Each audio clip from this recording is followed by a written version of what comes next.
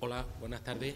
Bienvenido a la quinta jornada cervantina de Zara de los Atunes. Hoy tocaba presentar a Antonio Di Natale. Antonio Di Natale es un biólogo italiano, ¿no?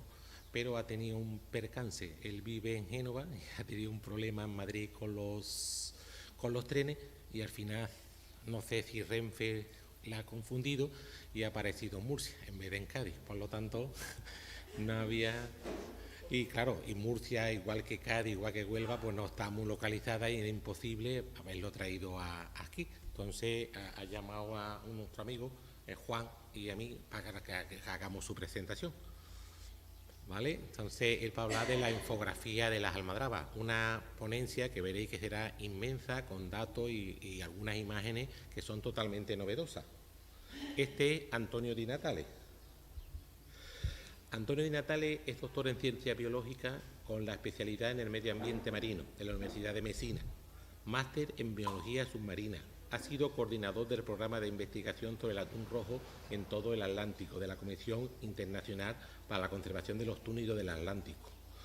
Ha sido por 11 veces vicepresidente del Comité Técnico, Científico y Económico de la Pesca de la Comisión Europea en Bruselas. Tiene una larga carrera de gestión de recursos naturales, de programas de investigación internacionales y ha trabajado con varios gobiernos y organizaciones internacionales como FAO, UNESCO, Comisión Ballenera, UICN, OTAN y Comisión General de la Pesca del Mediterráneo en 55 países. Es miembro de varios comités científicos y sociedades científicas. Ha publicado varios libros, más de 300 publicaciones científicas y más de 100 informes técnicos. Es también miembro de la Academia Italiana de la Cocina. Ha recibido varios premios y condecoraciones oficiales. Es miembro y asesor científico de la muy noble sociedad de amigos del atún, Tunustino, ¿no? Y amantes del vino de Isla Cristina, que también organizamos una jornada de atún. Lo último que ha sacado es este libro en italiano, ¿no? Donde recoge toda la información que hay sobre los túnidos y otros pescados como peces espadas y tiburones en el Mediterráneo. Está dividido en 6 capítulos. Él ha colaborado en todo, sobre todo también con su amigo Corrado Piscinete, un gran enamorado de los atunes. Ahí está en disposición, está en internet, se puede consultar, tiene más de 900 páginas. Ahí nos comenta él que se trata de una obra monumental y un verdadero unicum, pieza única, nunca antes realizado en el mundo a esta escala y para las obras de un solo país que por primera vez pone inequívocamente de relieve la impresionante contribución de los científicos y escritores italianos a lo largo de siglos en un sector histórico y económico que presenta aspectos culturales impresionantes, las almadrabas, las tonaras para ello. Por cierto, son absolutamente la primera actividad industrial real de la humanidad y son precisamente los italianos los mayores expertos en documentarla, incluidos los aspectos etnoantropológicos y culturales. Son aspectos que compartimos con España, que también tiene una enorme tradición en el sentido como tú me enseñas. La obra que constituye un útil punto de referencia para todos los interesados en el mar y en particular en las especies pelágicas. Se ha tardado más de una década en completarla y cita nada menos que 4.582 obras y 2.312 autores en un total de 429 páginas. Está a disposición de todos, está en internet, luego si quiere un poco la referencia merece la pena comentarla. Sus grandes aficiones. Tiene una gran biblioteca, algo impresionante, de libros casi inéditos, de piano, de todo, ¿no? Todos los actuales que tiene, pero creo que tenía más de 12.000 libros, le daba problemas. ¿Dónde lo metía? Los tiene todos en su casa. También tiene una gran colección de las tonaras, ¿no? A los planos de almadraba y toda la disposición. Esta aquí se representa la almadraba de Zara de los Atunes en el año 1567.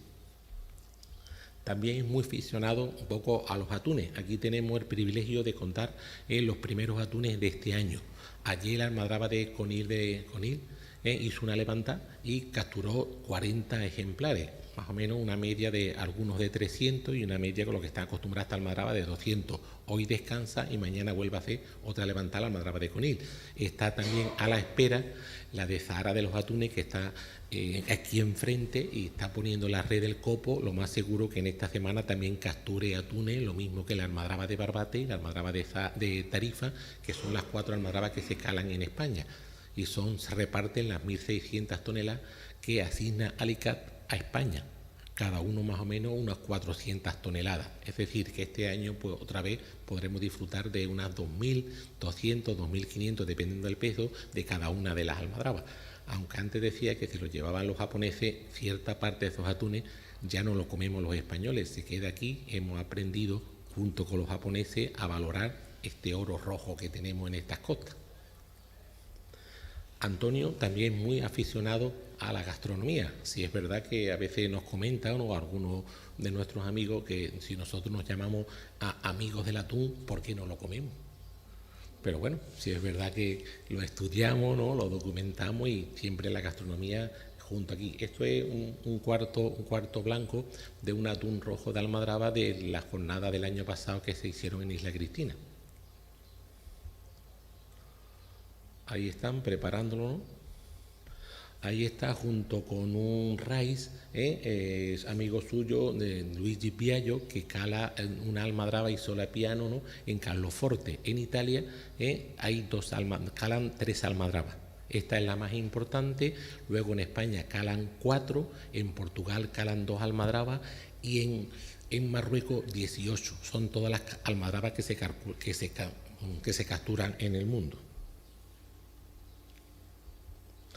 Bueno, ahora le doy paso a Juan Pérez Rubín, que es el investigador del IEO de Málaga, que es amigo íntimo de Antonio Di Natale y nos va a mostrar la ponencia que tenía preparada Antonio Di Natale, que se llama La iconografía de las almadrabas, las trampas del atún, las tonaras. ¿Vale? Paso a Juan.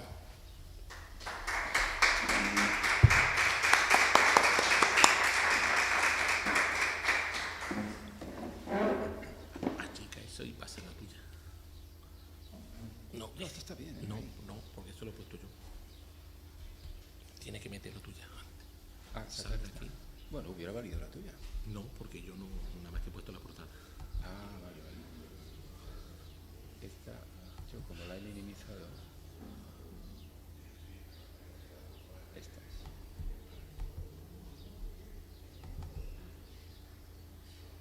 Tiene que tardar, no pesa tanto. Ahí está.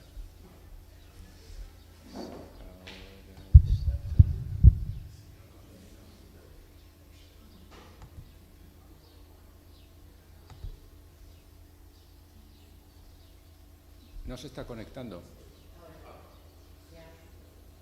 Ahí va. ¿El tamaño más grande es este? Sí, ¿no? Sí. Vale. Bueno, pues buenos días a todos. Gracias por venir. Como ha dicho José Antonio, soy colega y amigo de Antonio Di Natale.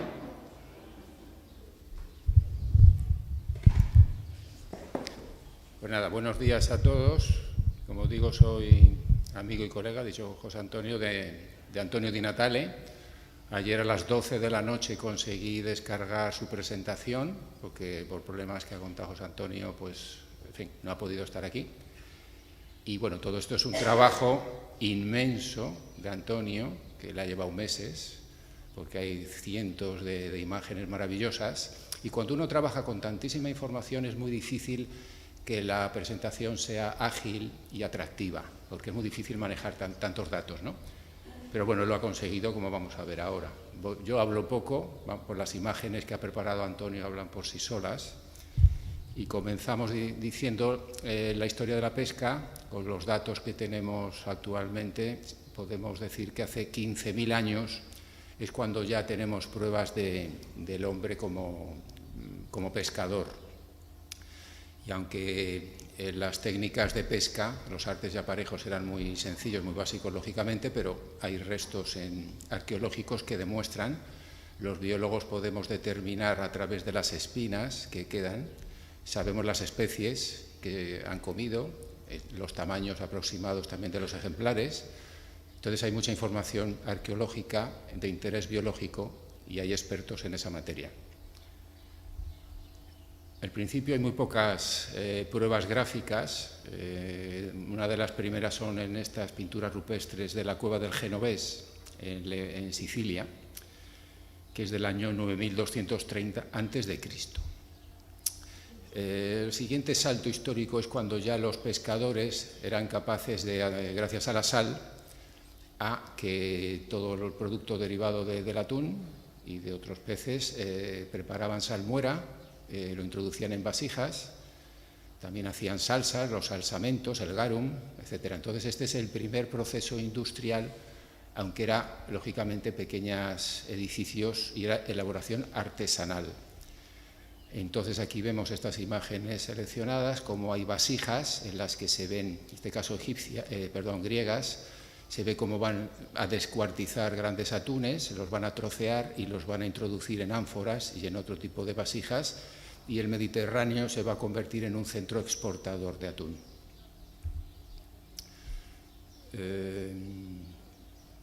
Sí, me adelanta un poco, aquí habla de la fabricación de las salsas, el garum, los salsamentos y la salazón. Las fábricas de salazón, lógicamente, eran lugares importantísimos en la época, donde daban trabajo en temporada a muchísimos obreros, y en este mapa de todo el Mediterráneo vemos la gran concentración de estos establecimientos, todo el Golfo de Cádiz, tanto las aguas costas españolas como portuguesas y el norte de Marruecos, el área del Arache, digamos, que coinciden todavía en el siglo XXI, donde se calan las almadrabas. O sea, esta situación se mantuvo durante muchos siglos, porque son, como ya sabemos, el tránsito por el estrecho de Gibraltar de grandes masas de atunes todos los años para desovar en el Mediterráneo, y una vez desobado salen. Y aprovecho a comentar que en el estrecho de Gibraltar, que no se suele hablar mucho de esto, permanentemente está entrando agua atlántica en superficie, permanentemente litros, miles y miles de litros diarios, y exactamente en profundidad está saliendo agua mediterránea que, al ser más salada, va pegada al fondo. O sea que quiero decir que hay mucha renovación de las aguas del Mediterráneo, ¿no? Entonces los atunes aprovechan estas condiciones de la temperatura superficial cuando les es favorable. Hay años que no entran en las cantidades que debieran, porque hay unos procesos en el estrecho de afloramiento de agua profunda que enfría mucho las capas superficiales, y los atunes no terminan de entrar en las cantidades. También hay una pequeña población de atunes fijos que viven permanentemente en el estrecho, que no migran, que viven ahí. En fin.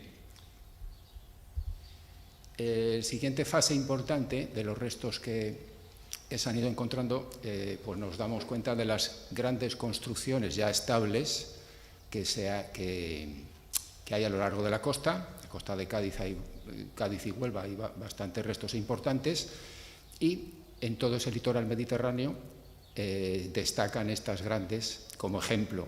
Son muy parecidas. Hay una serie de pilas donde se metían la carne y la salmuera para hacer las salsas. El garum también se aprovechaba la luz del sol, el calor, que se descompusieran los pescados. Es como si fuera un paté de anchoas de ahora, que en esa época era delicioso, pero ahora yo creo que el garum sería otra cosa para nosotros. El atún empezó a tener gran importancia a partir del siglo VI a.C.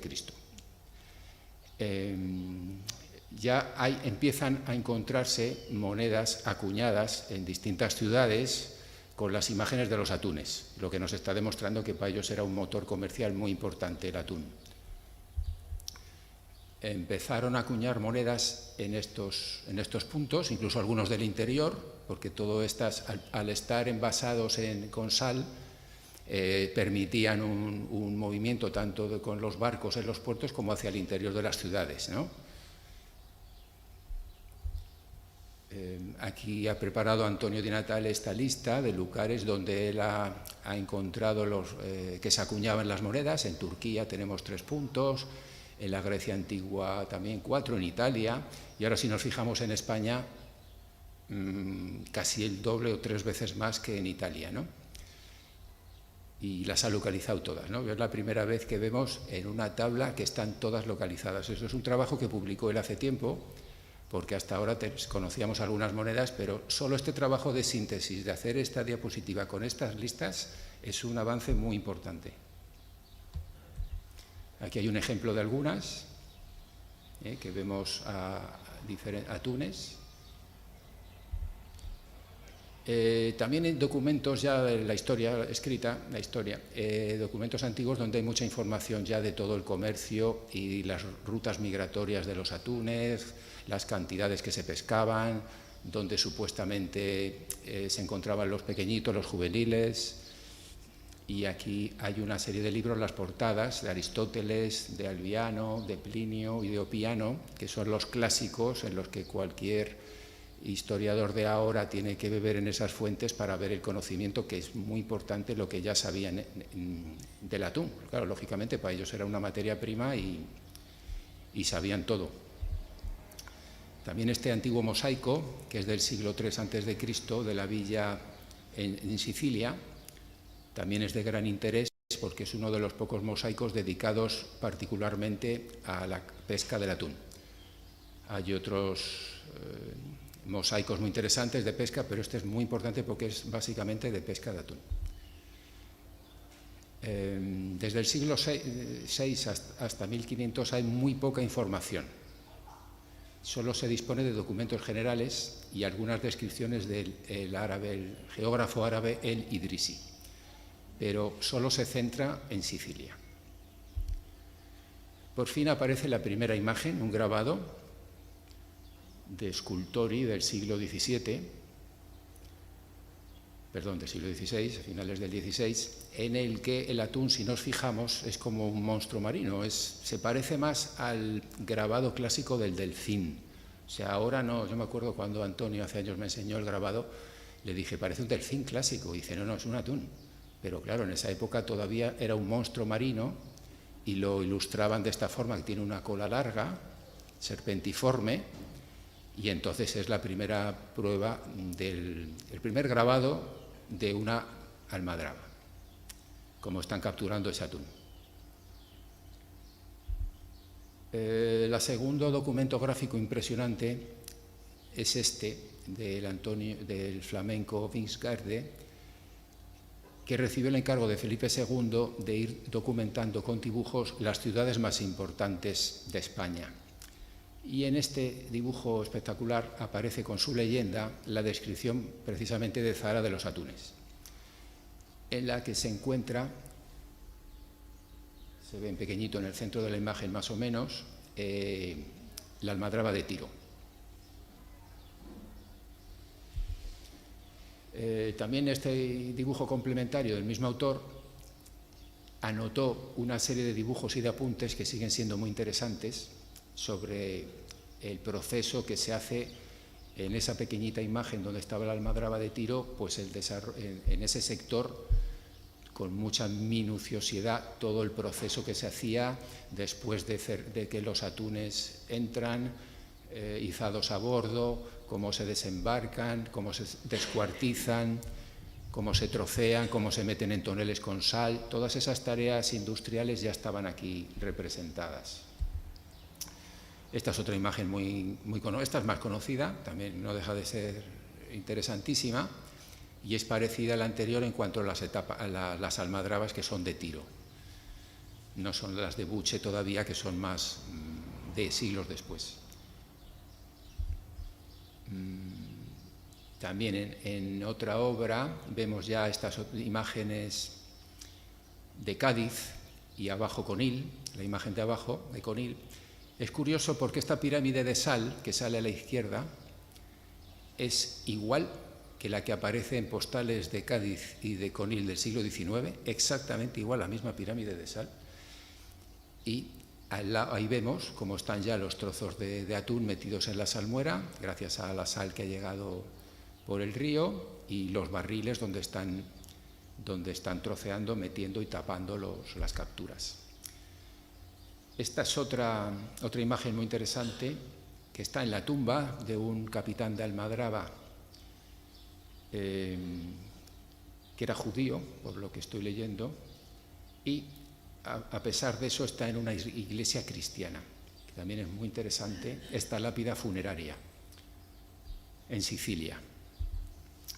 Aquí hay algunos detalles más de esta lápida, ya digo, de un antiguo capitán de Almadraba de allí.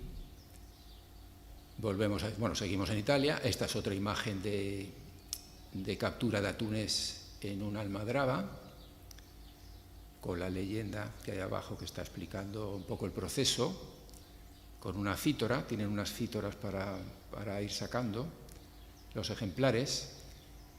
Bueno, aquí Antonio ha puesto que se trata exactamente de atún rojo juvenil. Por el tamaño pequeño vemos que son atunes juveniles. Los juveniles les llamamos a los atunes que son inmaduros, todavía no han tenido desarrollo sexual. Entonces hay años que hay unas capturas demasiado extensas, abundantes de juveniles, y eso es lo que suele ocasionar que en los años siguientes, lógicamente, falten los adultos, no haya tantos, porque nos hemos cargado a los juveniles. Esta es otra imagen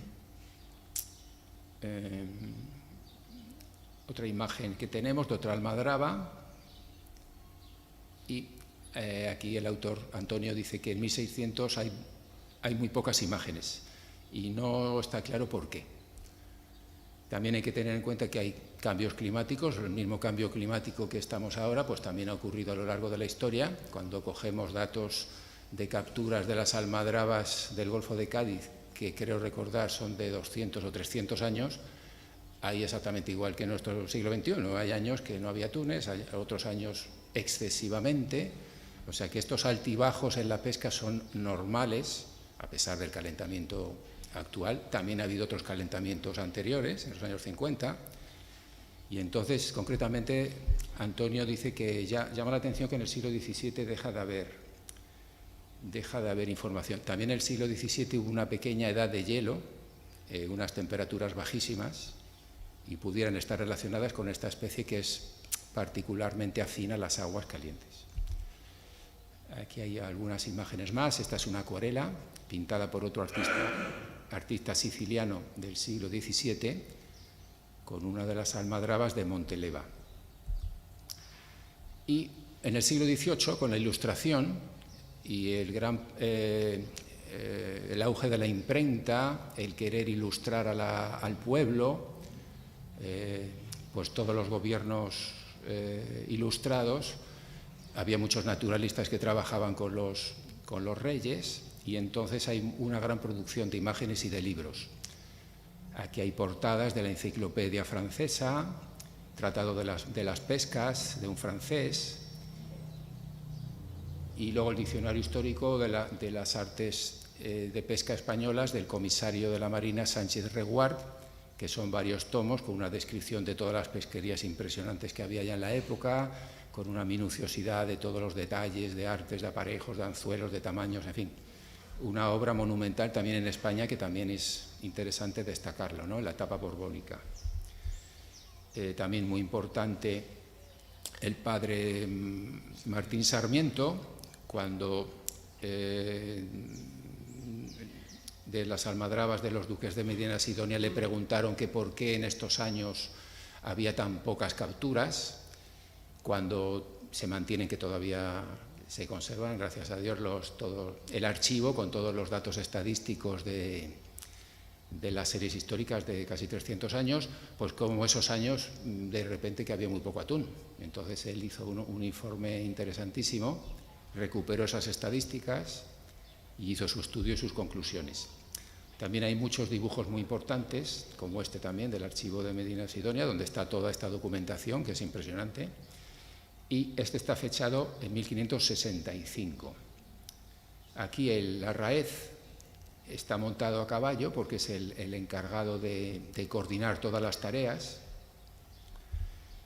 Y aquí ya empiezan a aparecer los primeros planos con imágenes realmente técnicas, ¿no? A qué distancia geográficamente se estaban situando, cuáles son las señas que cogían en la costa, ¿no? Para situar exactamente los cabos y anclar las relingas de todas las mallas que van colgando, toda la serie de anclas, y la distribución espacial, ¿no? Como dice Antonio, esta es la primer map, o de los primeros en los que ya aparece este plano tan técnico, ¿no? Aquí están las de Monteleva, que luego se cerraba, ¿no? El atún quedaba atrapado en este recinto con las barcas y luego se iba levantando la captura. Y estas de las imágenes del libro del español que he comentado, de Antonio Sánchez Reguart, de uno de sus tomos. También hay otro ejemplo como esta, que es la almadraba del Terrón, con ya dibujo de cómo entraban, en qué dirección entran los atunes, porque los atunes, como vemos aquí, a la derecha un banco de atunes, sigue su camino por la costa hacia el estrecho y se encuentra con una pared de malla, una red, una barrera, y al chocar ahí pues tiende a esquivarla y se va metiendo dentro de la almadraba. Hay que aclarar que estas redes, estas mallas van colgando, o sea, no hace falta que lleguen hasta el fondo, porque el atún es una especie estenoterma que no aguanta la temperatura muy fría, entonces a partir de cierta profundidad, donde ya no hay red, ya se sabe que no va a bajar, porque está el agua muy fría. Pues lo fácil sería bajar y pasar al otro lado y escaparse, ¿no? Entonces va solo en unas capas de unas temperaturas adecuadas y no es capaz de buscar más hacia abajo para encontrar una salida. Entonces los pescadores esto lo saben desde hace miles de años, cientos de años, y entonces se aprovecha esa característica biológica de que es una especie friolera, podemos decir, para que no se va a ir hacia el fondo. Aquí otras imágenes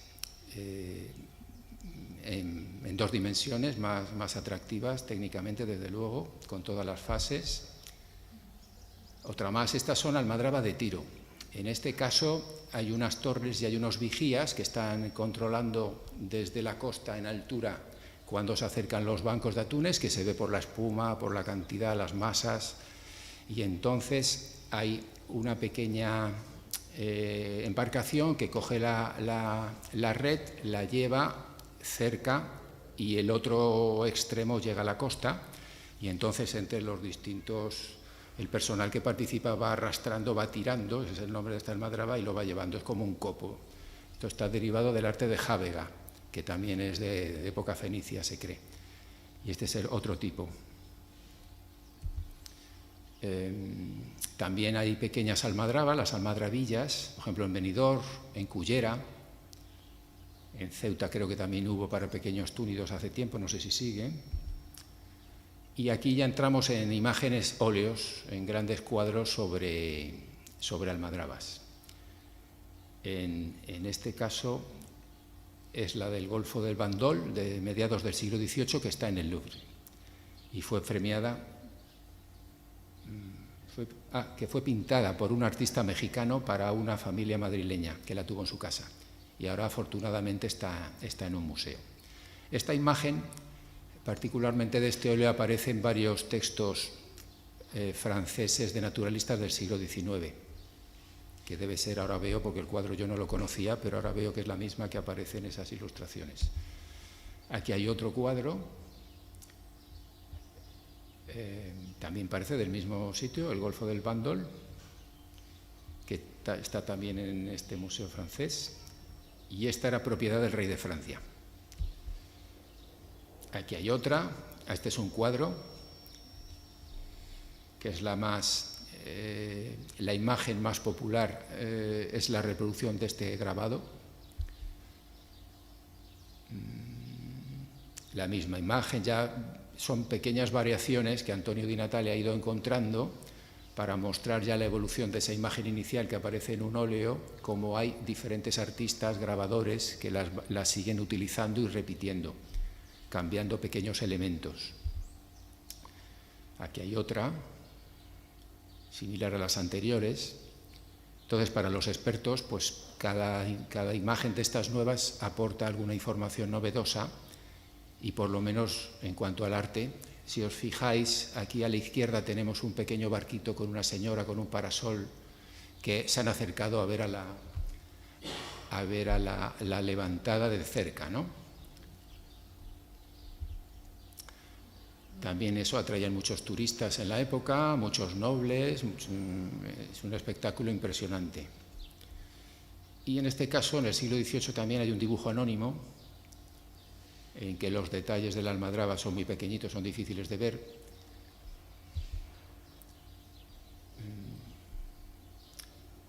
También, esta es otra almadraba francesa del siglo XVIII, en otra obra. Este mapa es muy interesante porque están señaladas las almadrabas, como vemos, están pegadas unas a otras en el Golfo de Marsella, y hay 14 almadrabas aquí en este, o sea, impresionante. También de Sicilia, hay muchísimas imágenes que ha rescatado Antonio, artista anónimo.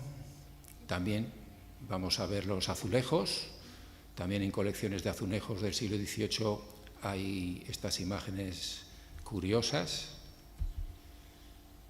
En este caso un monje naturalista con estas imágenes de la Atunara, y como en algunos casos los ejemplares se los llevaban cargando los propios marineros.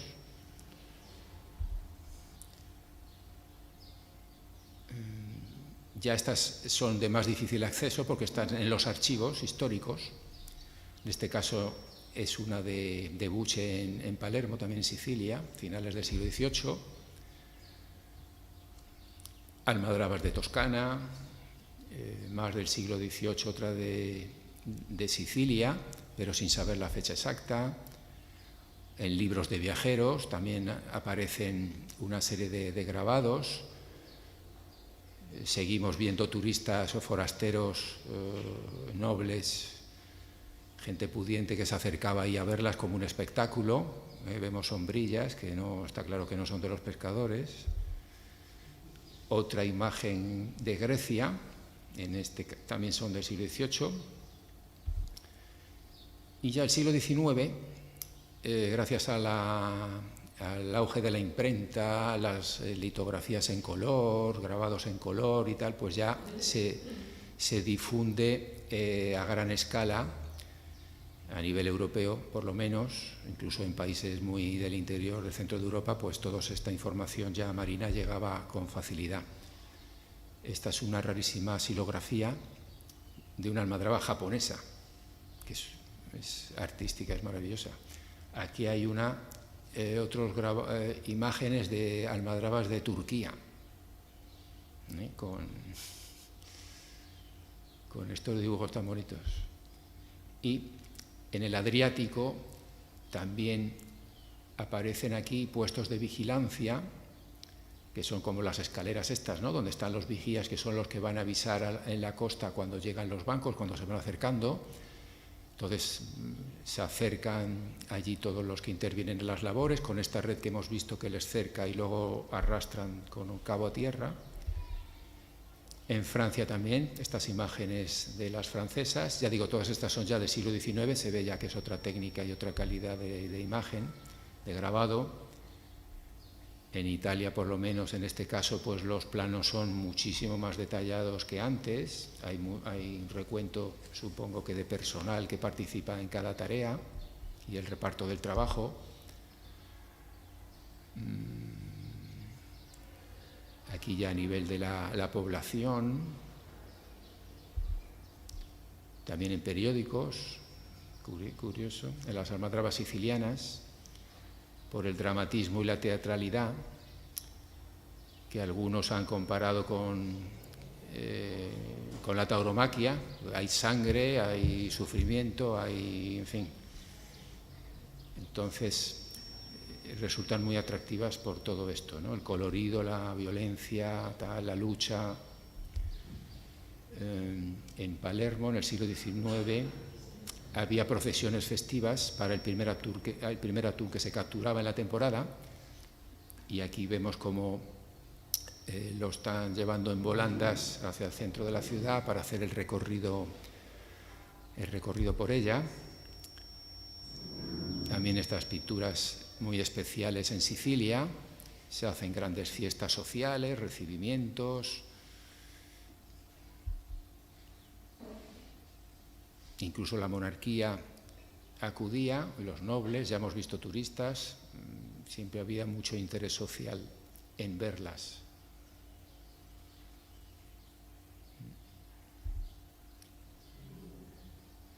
Cuando se producían accidentes de trabajo en las almadrabas, pues suelen ser frecuentes los exvotos que se pintaban para ponerlos en las iglesias locales, para recordar el acontecimiento.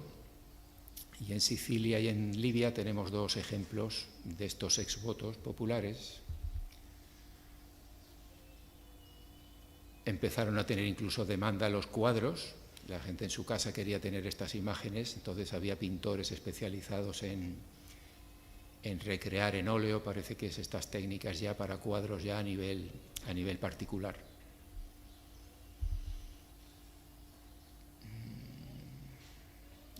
Ya en el siglo XIX las grandes conserveras ya deja de ser una industria artesanal en pequeños puertos y consta con grandes edificios construidos ex professo para la explotación, con todo el reparto de tareas y de oficinas y de sectores de las instalaciones para cada una de las tareas. Aquí, por ejemplo, el membrete de un establecimiento italiano, muy bonito.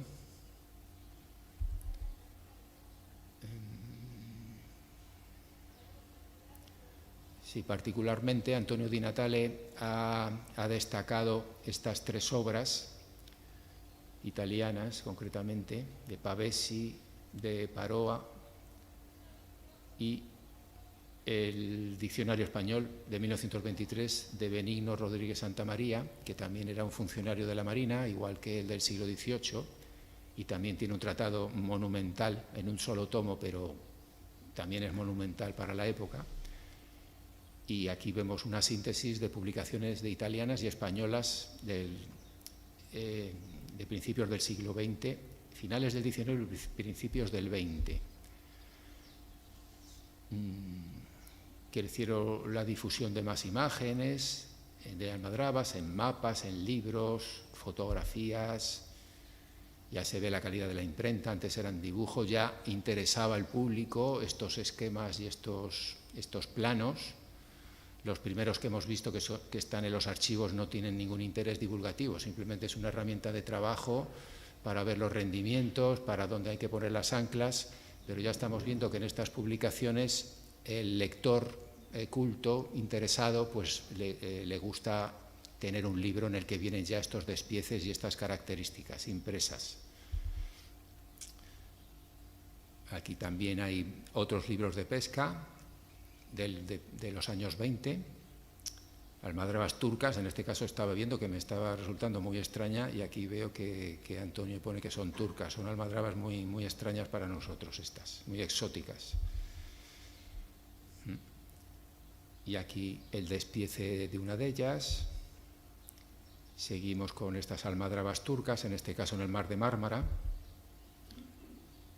en ese mismo mar, en árabe con las inscripciones de ellos. Más imágenes españolas, más detalles. Llegamos aquí a esta obra de Sassu, de mediados del siglo XX, que se quedó impresionado con esta levantada, la matanza, como llaman ellos, en italiano, que es como en España la matanza del cerdo, ¿no? Es muy parecido, ¿no? Se les destripa, se le quitan las vísceras, lo primero que hacen para conservar es quitarle las vísceras, porque como ahí está toda la materia que se va a pudrir, para que dure muchísimo más, lo primero es viscerarlos. También hay una obra maravillosa de Dalí, de la Almadraba, que no sé si estará por aquí, pero bueno, es más conocida. Y aquí estas imágenes muy modernas, muy atractivas, muy vistosas y artísticamente muy interesantes también. Son impresionantes.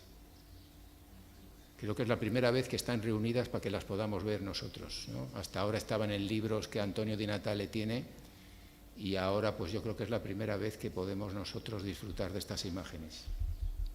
Esta la de Dalí, efectivamente. No, Sorolla, perdón, sí, Sorolla. Claro, Sorolla. Fallo, totalmente. Esta es preciosa. Esta la de Dalí, sí, que también estaba, claro. Las dos. Ah, tiene dos, claro, yo solo sabía que tenía una. Vale, perfecto, mira, siempre se aprende mucho, sobre todo en este caso con Antonio, muchísimo. Preciosa. Estas son de finales de los 60 y principios del 70. O sea, ya hemos visto, ¿no? Ha habido muchos, al principio solo interesados en el rendimiento económico, el rendimiento de las empresas, optimización de las capturas, la conservación.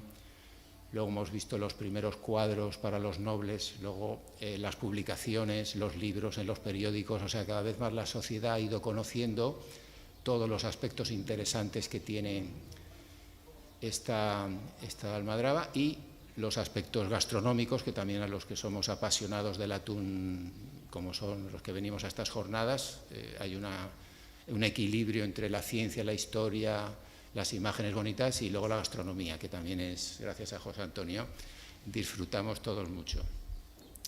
Pues ya, llegamos ya a principios del siglo XX con las fotografías en blanco y negro, ya hay miles de fotos. Cuando Antonio Di Natale habla de miles es que él conoce miles, no lo dice de segunda mano, lo sabe porque las maneja estas imágenes. Aquí vemos una pequeña muestra, el color, las fotografías ya en color.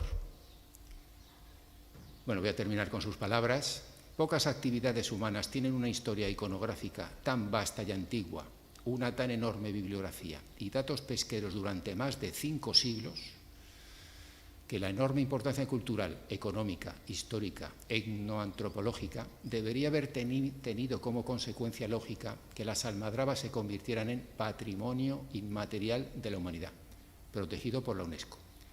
Pero esto no ha sucedido hasta ahora. Estamos a tiempo. Muchas gracias a todos.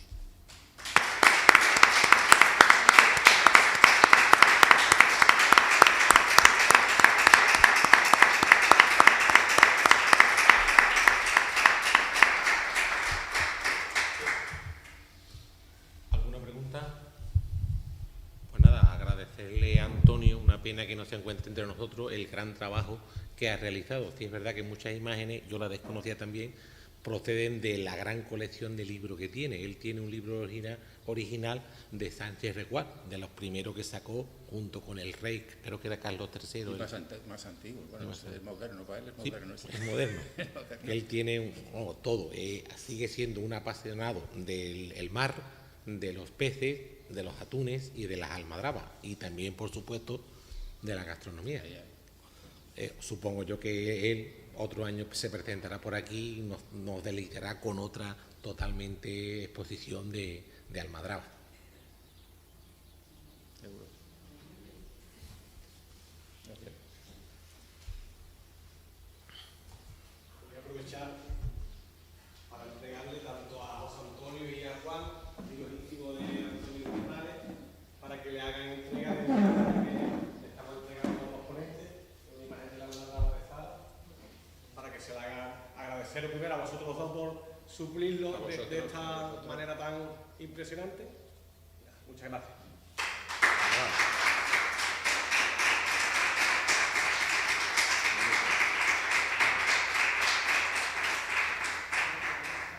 Bueno, pues Antonio lo agradecerá, pero Aní, no sé yo, Aní es la esposa de Antonio. Tienen sitio todavía. Sí, seguro. Bueno, gracias por vuestra presencia. Muchas gracias.